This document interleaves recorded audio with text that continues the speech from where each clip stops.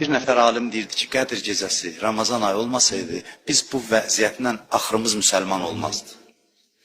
Mümkün deyildi. Gəlir, axır bir təhər yardım eləyir, kömək eləyir, əlimizdən tutur.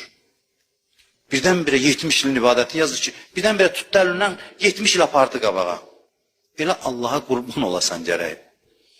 Belə Allaha fəda olasan. Bu gecə xüsusi ziyafətdir. Bu ziyafət süfrəsinin başında İmam Zaman əyləşib. Zamanənin imamı. Tənəzzəlül mələikətü və ruh. Mələklər kimə nazil olur? Qədr surəsində deyilən vilayət surəsi. Vilayətin adı çəkilmir burada. Soruşdular imamlardan ki, bu necə olur? Vilayət kürsüdə nədir? İmamın imaməti, vilayəti. Deyirlər, necə olur? Burada vilayətdən danışılmır. Deyir, tənəzzəlül mələikətü və ruh var. Qədr gecəsində mələklər dəstə-dəstə nazil olar. Soruşun hamıdan, kimə nazil olur o mələklər?